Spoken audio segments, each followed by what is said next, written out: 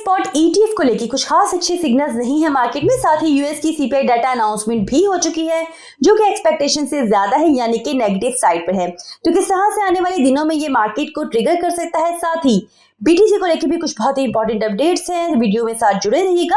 तो जनाब, मैं हूं आपकी मॉडरेटर इशार फातिमा, सरासिफ की टीम का हिस्सा हूं और फंडामेंटल एनालिसिस के साथ आपके सामने हाजिर हूं। व्यूअर्स, ऐसा है कि आने वाले मंथ्स में बिटकॉइन जो है वो गोल्ड को खाने जा रहा है, ऐसा कहना है माइकल सेलर का। और ये बहुत बड़ी स्टेटमेंट है क्योंकि इसके पीछे जो रीजन है ना वो बहुत ही ऑथेंटिक है।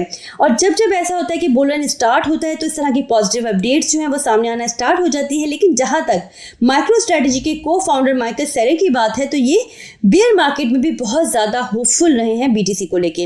अभी इसी वीक माइक्रो स्ट्रेटेजी ने 12,000 BTC अपने पोर्टफोलियो में दोबारा से ऐड की है। इस तरह से टोटल होल्डिंग हो गई है माइक्रो स्ट्रेटेजी के पास 2,05,000 BTC की, जिसकी वर्थ $14 बिलियन से ज्यादा बन जाती है। तो माइक्रो स्ट्रेटेजी के को फाउंडर ने क्यों इतनी बड़ी बात कही है, इनकी एक और इंटरेस्टिंग स्टेटमेंट भी मैं आपसे शेयर कर दूं तो चीजें आपको समझ आएंगी। सो इन्होंने कहा है कि अगर आप टेलीपोर्ट कर सको गोल्ड को न्यूयॉर्क से टोक्यो कुछ मिनट्स में तो लोग इसे लाइक करेंगे। सो इनके अकॉर्डिंग गोल्ड जो है वो इजी टू मूव नहीं है, जबकि BTC जो कि डिजिटल गोल्ड होने के साथ साथ इजी टू मूव है, तो इसलिए ये सुपीरियर है गोल्ड से ज्यादा। और इत्तेफाक से सिमिलर कमेंट जो है वो ब्लूमबर्ग के ETF एनालिस्ट की तरफ से भी आया कि स्पॉट BTC जो है गोल्ड ETF को ओवरटेक करने के ट्रैक पर है और ये बहुत ही जल्द ऐसा होने वाला है।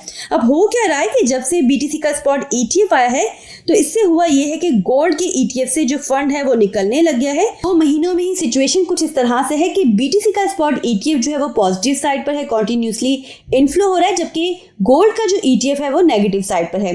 देखिए, अगर मैं आपको यहाँ पर कंपैरिजन करके दिखाऊं ना BTC का गोल्ड और फिएट के साथ, तो चीजें कुछ और आसानी से आपको समझ आएंगी। गोल्ड की जहां तक बात है तो इसे बनाना भी मुश्किल है और इसे मूव करना भी मुश्किल है, जबकि फिएट की बात करें तो इजी टू मेक है ये, यानी बहुत ज्यादा से ज्यादा बन सकता है, जिसकी वजह से क्या होता है कि इसमें प्रॉब्लम आती है, इन्फ्लेशन बढ़ती है। लेकिन ऐसा है कि ये इजी टू मूव है। BTC जो है, जहां तक BTC की बात है तो ये हार्ड टू मेक है, यानी इसे बनाना इतना आसान नहीं और इजी टू मूव है।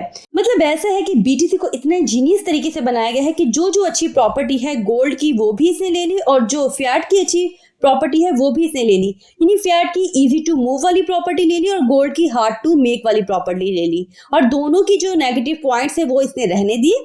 तो चीजें इस तरह से जो है वो देखने में आ रही हैं कि आगे चल के यही जो प्रॉपर्टीज हैं वो BTC को बहुत आगे लेके जाने वाली हैं, इवन के गोल्ड को यहाँ पर ओवरटेक करता हुआ दिखाई दे रहा है। BTC डोमिनेंस अप्रैल 2021 के लेवल तक पहुंच गई है। फियर एंड ग्रीड इंडेक्स जो है वो एक्सट्रीम ग्रीड 81 पर है। तो क्या पुलबैक यहाँ से देखने को मिल सकता है? देखिए, ऐसा है कि एक्सट्रीम ग्रीड पर जब लेवल पहुंचता है तो पॉसिबिलिटी होती है कि जो करेक्शन है वो अराउंड द कॉर्नर हो। अब पुलबैक जो है वो किस टाइम देखने को मिल सकता है, कितने बड़े पुलबैक हो सकते हैं, तो वो प्रेडिक्ट करना क्वाइट डिफिकल्ट है इस टाइम, क्योंकि इस बार जो साइकिल है वो हिस्ट्री से हटकर चलता हुआ दिखाई दे रहा है। यानी हिस्ट्री में पहली बार हार्विंग से पहले ही ऑल टाइम हाई को क्रॉस कर दिया BTC के प्राइस ने। तो चीजों को देखना पड़ेगा क्योंकि ये जो रैली है ये BTC स्पॉट ETF के इनफ्लो की वजह से आई है। तो यहाँ पर क्या ऐसा है कि BTC स्पॉट ETF की जो कंपनीज हैं उन्होंने BTC को बाय करना बंद कर दिया हो? नहीं, ऐसा नहीं है। क्या BTC स्पॉट ETF के जो आउटफ्लो है वो ज्यादा हो रहे हो? ऐसा भी नहीं है। क्या BTC स्पॉट ETF का इनफ्लो जो है वो कम हो गया? ऐसा भी नहीं है। तो फिलहाल ऐसा कोई फैक्टर दिखाई नहीं दे रहा। तो किसी भी बड़े पुल बैक को लेके जो है इन सारे फैक्टर्स को देखना पड़ेगा। तो टेक्निकल्स के साथ साथ फंडामेंटल्स पर भी नजर रखने की बहुत ज्यादा जरूरत है।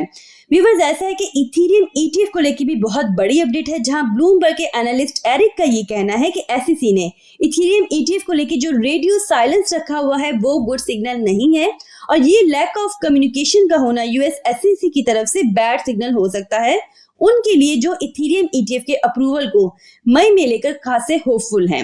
इसके अलावा आज यूएस का CPI डाटा जो है वो एक्सपेक्टेशन से ज्यादा है, यानी नेगेटिव साइड पर है। एक्सपेक्टेशंस ये थी कि 3.1% आएगा, जबकि ये आया है 3.2%। इस तरह से जो कुछ होप्स थी कि मे भी इस बार जो FOMC मीटिंग होनी है इसमें इंटरेस्ट रेट में कमी देखने को मिल पाएगी, वो कहीं ना कहीं ऑफ साइड चली गई है।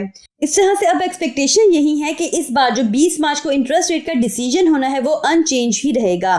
देखिए, यूएस के जो ये फिगर्स हैं वो तमाम फाइनेंशियल मार्केट्स के लिए बहुत ज़्यादा इंपॉर्टेंस रखते हैं, चाहे वो क्रिप्टो मार्केट हो, क्योंकि ऐसा है कि पूरी दुनिया की 40% फाइनेंस मार्केट्स जो है वो यूएस के पास है, जहां से दुनिया भर की जो इन्वेस्टर्स हैं वो यहाँ पर इन्वेस्टमेंट भी करते हैं। इसीलिए इसका जो इम्पैक्ट होता है वो तमाम फाइनेंशियल मार्केट्स, चाहे वो गोल्ड मार्केट हो, चाहे वो स्टॉक मार्केट हो, चाहे वो क्रिप्टो मार्केट हो, उस पर पड़ता है। सो आई होप कि आज की वीडियो आपके लिए इन्फॉर्मेटिव रही होगी। अगर तो ऐसा है तो वीडियो को लाइक जरूर कर लीजिएगा, साथ ही साथ अपना फीडबैक कमेंट्स के थ्रू जरूर हम तक पहुंचाइएगा। हमारे चैनल पर नए हैं, चैनल को सब्सक्राइब कर लीजिएगा, बेल आइकन को जरूर प्रेस कर लीजिएगा ताकि किसी भी तरह की इंपॉर्टेंट अपडेट आपसे मिस ना हो पाए। अपना बहुत ख्याल रखिएगा। Take care. अल्लाह हाफिज।